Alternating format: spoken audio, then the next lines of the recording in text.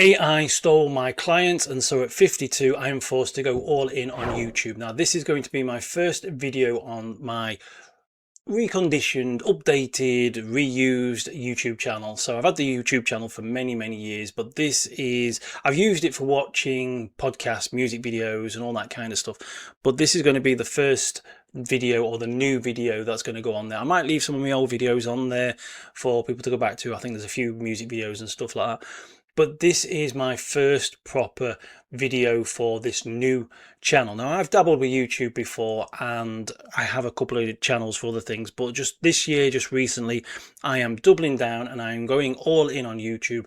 So the reason for that is because, as I said earlier, AI has stolen my clients. Now these two companies, I'm not going to mention names, but they are information publishing companies, and they produce digital products, and they've been selling them for years on certain topics, mostly to do with the make money online industry. And I were paid to write emails, to write articles, and in some ways create reports and products for them. One of the companies I am still working for, just doing a little bit of technical stuff, but on the whole, they have got rid of me and my writing skills. So I'm a writer. For the last few years, I have been working as a writer, as well as doing some technical bits and bobs, and I'll talk about these in possibly other videos. For example, there is one video I have planned which will talk about how I have helped generate £250,000 in sales for one company, but I didn't get to see any of the money from that whatsoever.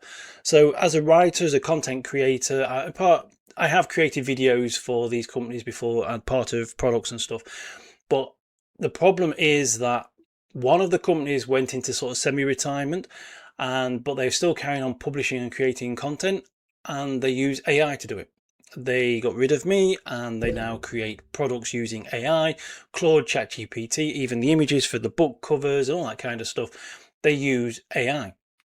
Absolutely no need for me whatsoever. They don't produce videos or anything like that. They just create content, ebooks, short reports, out of or using AI, and they charge a small fortune for it. The other person that I worked for, I used to write a lot of articles, emails for him, a lot of sales material in sort of sales emails, articles on the website, sending, the emails would send people to that website. Completely gone. So the question is, and you're probably thinking, well, if I am a writer, and I've been writing for myself, but over the years I've been kind of loyal, I've focused my efforts on them, and I know that I should be building my own email list, and I should be doing this and the other, but I was putting a lot of effort into these people. And with having a partner who has chronic fatigue syndrome, fibromyalgia, she is in lots of pain and often struggles, so my time is stretched. So when I'm not working for these chaps, I was helping her out at home, doing stuff around the home and doing other things as well. So my time was stretched, so I haven't actually been able to build my own business. And I'm now at 52, I found myself basically doing very small technical jobs, which I know full well that if they can find a way to use AI to do what I do, they will, and I'll be gone completely. So now is the time. I'm 52 years of age, bit of a shock to the system. I don't know how I've got to 52. Well, I'm happy I've got to 52. Someone in my family didn't, a very close family member who died just before her 25th birthday. It was my sister. So life is very precious. I've got to 52, so I'm very grateful for that, but it just doesn't seem that long ago that I was in my sort of 20s going to all-night raves and parties, and I'm now 52. And when I was a carpenter, I was working on building sites, I was working out in the cold and the rain or the bitterly heat. It was from extreme to extreme, and I was working in dusty, noisy workshops all day with machines. Some days I'd have my earmuffs on for hours on end because the one workshop was actually in the machine shop, and so I decided I would leave this industry, and I managed to get out of this industry and become a writer. And I thought I was set for life, but clearly not, since AI has been developed, and also not just for writing, but also for like a lot of video creation, for slide creation, for arts and graphics. The creative industry is being sort of decimated by AI. There was this myth, this idea that you won't get replaced by AI, you'll get replaced by somebody with AI. Now, I'm going to say something that might be quite controversial, but I call bullshit on that. And the reason for that is because I have actually been replaced by AI. those people haven't replaced me with somebody else who can do AI. They use AI themselves. So, people might be splitting hairs, might say, well, you were replaced by someone who uses AI because they use AI, but they haven't actually replaced me with somebody else. They just got rid of me. They now use AI. And here's the thing, those people who really like to go on about that, they like to bang on about this idea that you'll be replaced by someone who uses AI. These AIs are, well, they're LLMs, aren't they? They're language learning machines. They learn. And so for every time that they are being used by someone, or if it's like ChatGPT that's been used by sort of millions of people now and it's pulling on information, these machines are learning, and so they're evolving, they're getting quicker and faster and better.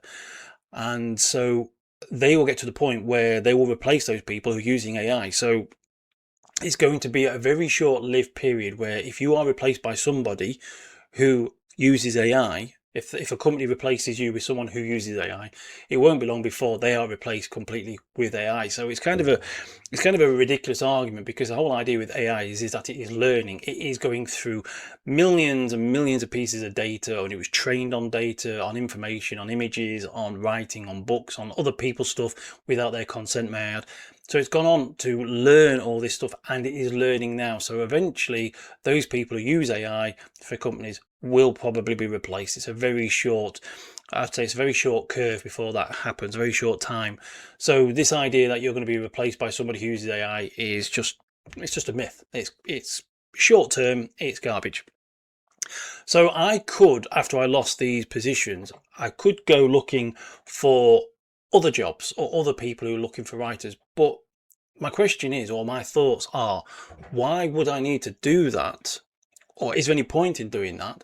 Because as being part of this industry, I am seeing more and more people using AI to write or to do the research and create all this stuff. I am seeing more and more people doing this. I'm seeing more and more people losing work because of it. And so if you go looking for work for people who are looking for writers, it won't be long before, again, the cycle happens. I'll end up working for somebody and then they'll get rid of me because the machines have got better, they got quicker, they got faster, it's got cheaper, and you end up working for someone for either pennies or for a very short period of time. And a lot of this is based on my experience. The two companies that I work for are information publishers. They write articles, they write emails, they create reports, they write books. Their business is built around the written word and through communication and clarification or clear communication. They use copywriting, they use words. If these guys who have built their business, and I mean, these guys have made millions over the years, if these guys are happy with how ChatGPT and Claude are churning out work, then it's only going to be a short while before these other people and these other companies actually go, do you know what? That's actually good enough for us. So I cannot see how I could particularly end up working and writing for other people and making a decent wage. So with that in mind, this is why I am pivoting over to YouTube. This is why I'm now going to focus heavily on YouTube, because I believe that YouTube is possibly the greatest way for most people to build an online business in 2026 going forward. I also believe that what I call an OOHB, which is an online offline hybrid business, is going to be the way forward for most people. The way the internet is changing, the way the access to information is changing, the way people make money online is changing. I do believe that YouTube is going to be huge for newbies and for beginners. And so with that in mind, that is why I'm starting this YouTube channel. Now, I mentioned the OOHB, the online offline hybrid business model. And so that is where you take an offline business, so it could be anything. So we're seeing people who are creating YouTube channels around such a topic such as sports or hobbies.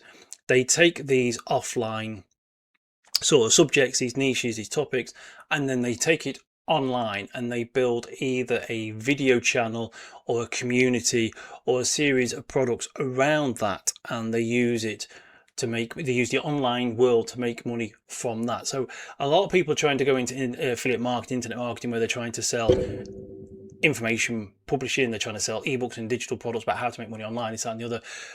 I believe that a lot of people now are going to start making money off hobbies, off real life businesses, because the internet, the information world is being stitched up completely by AI. Everything is going that way.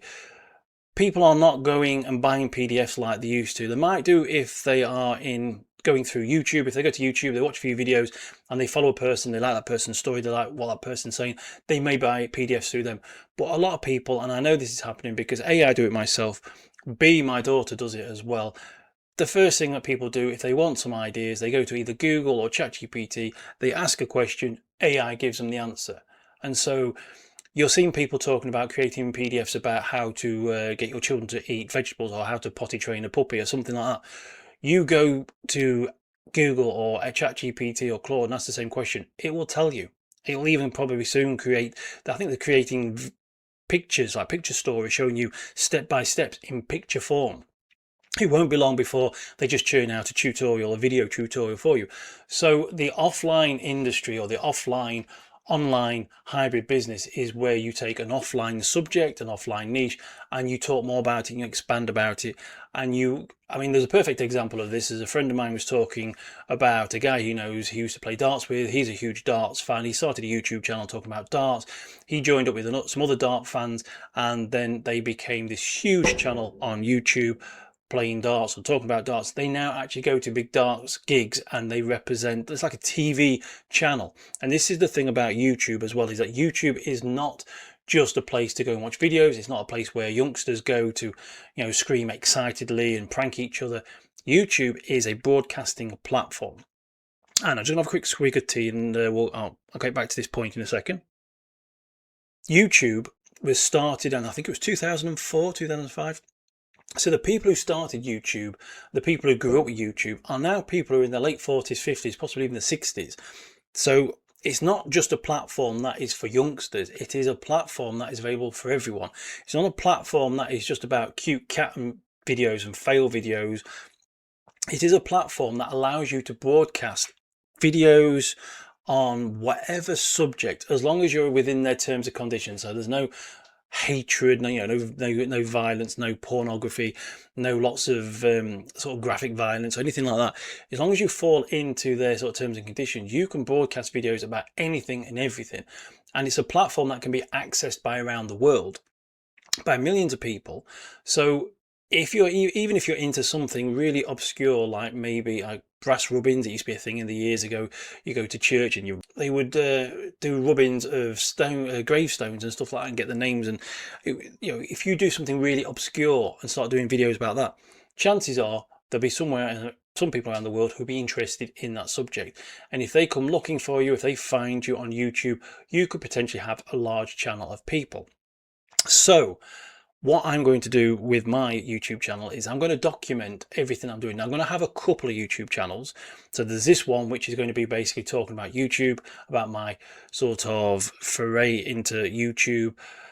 The plan is that I would like YouTube to eventually be monetized, so that the money I'm making from, say, adverts on YouTube will pay for any living costs. That'd be the mortgage, the rent, bills, electricity, car bills, all that kind of stuff. So my living costs are paid through YouTube advertising, the YouTube partner program, sort of AdSense that are shown around the videos. Hopefully, if that's possible, that's part one. Part two is also to have another method of monetization, which is to get people away from YouTube into a paid sort of membership or sell digital products and that kind of stuff. So there's 2 to possibly 3 ways I'm going to monetize YouTube, but ideally the plan is to have YouTube itself pay for my living costs. Everything else after that will be the fun funds, and so that is the plan. Now, the one thing I'm going to do is I'm going to document everything that I'm doing. I want to document everything that the researching I've done, because I've looked at so many different sort of channel styles. I want to do a video about the things that I plan to do, or I was thinking of doing, things that are doing well on YouTube. So a lot of this channel, a lot of the videos on here will be about YouTube itself, my ideas, my thoughts, my experiments. And so there is going to be what I call the YouTube channel. It's going to be, can YouTube pay my rent and bills challenge? And so that is, I want to see if I can use YouTube 1 or 2 channels to generate enough money to pay for my living costs. And that is going to be what's documented in this channel. So there'll be other YouTube channels. I do have a YouTube channel I'm working on at the moment to do with Portuguese property, which I will talk about possibly in other videos as well. And so I am really throwing myself into YouTube. And the reason for this is because I've been thinking about this for quite a while, and this is how these other businesses have been working. They've got their email lists, they built up their mailing list, they built up, their following, and so when they create a new product or they create something, they can send it out to these people. And if they've got like 100,000 people on an email list, if 10% of that open up the email, and then say 10% of that 10% buy something, they can make money. So they've got this following. It's harder to make money when you don't actually have a following or an email list. And I put these other companies, I've worked for these companies. I put the work and effort into them. I've not built my own up. And Kevin Kelly first coined the concept of 1,000 true fans. He mentioned this in his blog, which I can't remember when it was written. But he said that the internet has given people the opportunity to reach out to their kindred spirits, their fans, or basically a musician or an artist could reach out directly to their fan base. So in the old days, in the sort of the 70s, 60s, 70s, the 80s, possibly even the 90s, artists had to go through, you'd have a record label for musicians. Records were really only released by record labels. Artists would have agents and galleries. Writers, they would have like an editor and a publishing company. So, and a lot of the time, those companies controlled who was released to the public. They would listen. You have an A&R man would go around, listen to bands and people. I mean, obviously the Beatles famously, was it Decca Records, where they turned around and said that the Beatles were too outdated and people weren't into guitar and drum bass music like they were. So that wasn't drum and bass, that was drum and guitar music. And so that the Beatles were famously turned down by Decca's A&R man, saying that they weren't going to be successful. Was it J.K. Rowling was turned down by, was it about 12 publishing houses, saying her books won't be anything?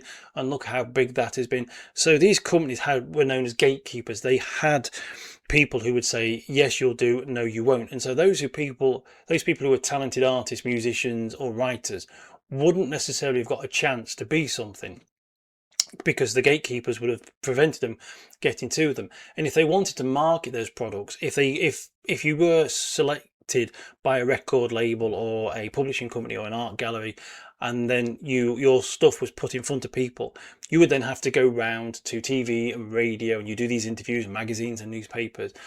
But the internet has blown that wide open. And Kevin Kelly talked about the 1,000 true fans concept, which is where a musician or an artist, an author, can actually go to the internet and, using something like YouTube or Facebook or other social media platforms, have your own website. They can connect directly with people. They can find people who are interested in their art, their work. And if they find something, if they find a person who they like and they are willing to spend £100 on that person, they can buy stuff directly from the artist or the author or from the publisher, from the writer, the artist, the musician. And so if an artist, a writer, a musician can find 1,000 people who are willing to spend around $100 per year on their content, on their products, then they have a 6-figure business, which is a freedom business, which basically says that they don't need to go through the gatekeepers. They don't need to have a record label. They don't need to have a record deal. They don't need to go to necessarily an art gallery. And this is what is happening. A lot of people are building these huge followings on social media. And it doesn't have to be a huge following. Obviously, again, it depends on what it is that you're selling, how you're selling it. So for example, if you get a huge following on YouTube, you probably can earn enough money to pay for your rent and rates and your living costs by views alone. But there are people who are making 6 figures on YouTube, probably not even in the partner program, because they're selling products directly to their audience, and there's probably selling them, let's say it's $100. They only need 1,000 people to buy $100 worth of product, and they've made their money. Now, if they're selling a coaching course or a mentoring course at $1,000, they only need 100 people to sign up over the course of a year. But with AI and ChatGPT and Claude, some of that might be changing. I mean, what a coach or a mentor can give you is information, but they can also give you experience. But the thing I've noticed as well with experience with a lot of mentoring and coaching people is that their experience is, well, I did this and I did that, and that failed, and this. But AI will eventually learn all the pitfalls, and they'll be able to give you a direct plan where you don't need to know what not to do or what some person did that failed.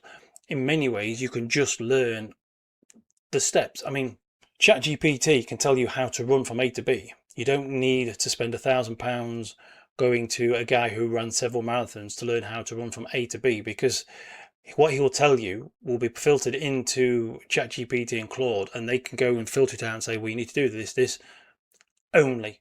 So you don't need someone to say, well, you don't want to do this because that happened to me. And do you know what I mean? So coaching and mentoring may change over the years. I don't know what the future of that will be, but there are people on YouTube who are still making a decent amount of money doing mentoring and coaching, because they do videos like this, and then they'll say something like, if you want to join me, I've got a school group, the link is below, or comment below and I shall send you this free report. Now that's something I intend to do. I intend to sort of add those things to my videos. As it stands, I currently don't have anything other than a school group. I do have a school group. If you're interested in joining my school group, just comment below school and I will send you the link. But this video isn't particularly about selling anything. It's just trying to tell you that I have been replaced by AI and I'm going to go all in on YouTube. So the thing that I'm learning from about YouTube, and again, I'm no expert in YouTube. I'm not saying that I am an expert. I'm not saying that I will be successful. I intend to be successful. I'm going to work at it. I'm going to really focus at it. I'm going to put in the time and effort. And that is the one thing that I'm learning most. And that is what a lot of people are saying with YouTube is success isn't necessarily about skill. It's not about talent. It's not necessarily about the quality of videos. It's about consistency. You're training the algorithm. So if you turn up every day, if you turn up once a day, every week for a whole year, then you will outperform somebody who basically turns up every day for 2 weeks and then stops, because the algorithm is just warming up in those first few periods. But if you do a whole year and you talk about a specific subject, then you are training YouTube to sort of show those videos to the right people. And that is one of the things about YouTube and social media, is that if you can get your content in front of the right people, then in many ways you don't necessarily need to work hard at trying to sell your products or services, because YouTube has given you to the right people. Which is why I suppose I'm going to be starting to aim at people who've just turned over, who are in the 50s, ideally people who are in the 40s as well, because like I said, YouTube is a platform that is for every age. There are people of certain ages doing really, really well on the platform, but it is a way of getting in front of I say a largish number of people, and it's something that we can control. And entertainment, or edutainment as some people like to call it, where you educate and entertain people. People do like to hear stories. We are voyeuristic by nature. So even though I said that AI will eventually probably replace mentoring and coaching, where I say coaching and mentoring is where you sort of help people by telling them what to do, as well as and tell them what not to do, and give them your oversight and advice and experience. With YouTube, you can give all that storyline, that advice. I mean, each and every one of us is different, and people will align to us or they won't align to us. People in their 50s may be interested to know how I got out of the carpentry, joinery, building trade business to become a writer, and why I'm pivoting to YouTube, and why I think YouTube is going to be the way forward for people who want to start an online business. They may be interested to know more about the online offline hybrid business model. So those people might want to watch my video, and they may find my stories interesting. They'll probably find that when I talked about the £250,000 that I helped make for this company, I never saw a penny of it, and I'll explain what I did or how I did it. They may find that interesting. So people do like stories. It's why we like watching films. It's like why we're watching drama. We listen to true crime podcasts. We are voyeuristic by nature. So we will be happy to listen to what people have to say and, tune in. And so that is why I think YouTube is going to be sort of big for most people. The information publishing world is pretty much stitched up by AI, ChatGPT and Claude. Blogging is virtually dead. Well, I say dead, the traditional form of blogging is dead. You're not going to get traffic from Google now, because Google is showing you their AI summaries or their AI reviews. You give them a question, they'll give you the answer, they'll search everything. They may stick a couple of links saying you can go to this website, but how many people do, I don't know. But in the old days, having a blog, writing your articles on there, putting your Google AdSense on there and hoping that Google sends you traffic, it's pretty much dead. People are going to go to Medium and Substack now. You can publish there. They're publishing articles where people are gathered, which is why YouTube is where people are gathered. It's one of those platforms where you take your information directly to the source. So instead of trying to get people off that to your own platform, you're sort of going to them. And I think YouTube is going to be the biggest platform in 2026 for people who are looking for a way to make money online, especially those who are over 50. And it's the biggest problem is, are you going to be comfortable in front of the camera? Have you got something to talk about? Most people have, and most people will find their 1,000 true fans. If you can find 1,000 people who are willing to pay £100 or $100 a year, then you do actually technically have a 6-figure business. And you can do that through video, and you can do it through YouTube. Now, the other thing to think about, and the one thing the reason why I want to really go into video a lot, is that at the moment video is free to create.